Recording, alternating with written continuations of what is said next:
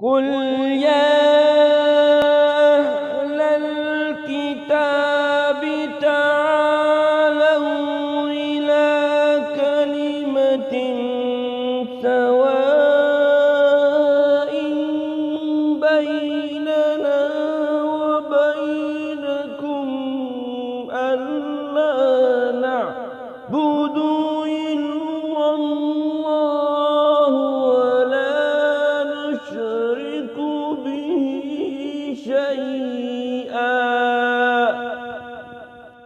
ألا نعبد إلا الله ولا نشرك به شيئا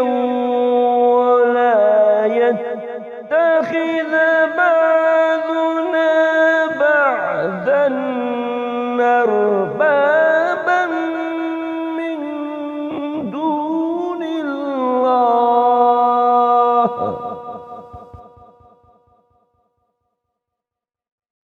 فإن تولوا فقولوا اشهدوا بأننا مسلمون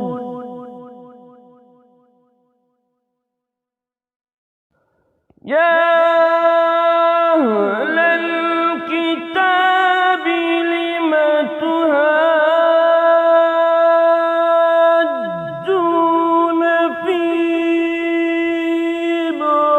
إبراهيم وما أنزلت التوراة والإنجيل إلا من بعده أفلا تعقلون ها أنتم هؤلاء حاججتم فيما لكم به علم فلم تحاجون فيما ليس لكم به علم والله يعلم وأنتم لا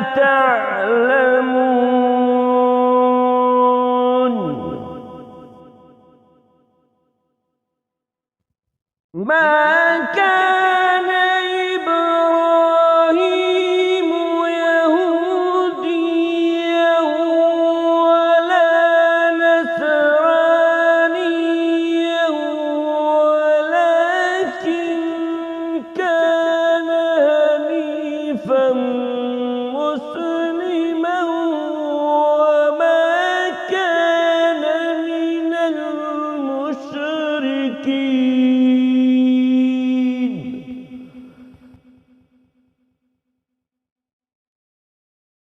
إن أولى الناس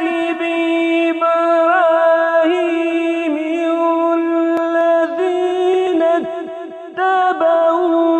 وهذا النبي والذين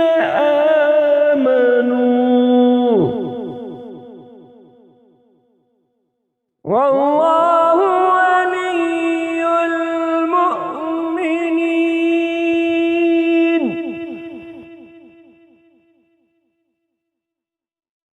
ودت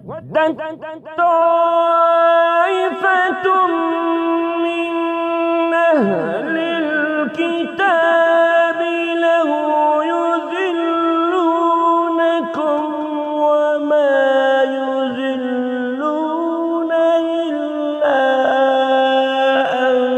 أنفسهم وما يشعرون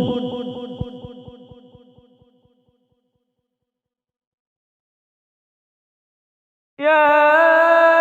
أهل الكتاب لم تكفرون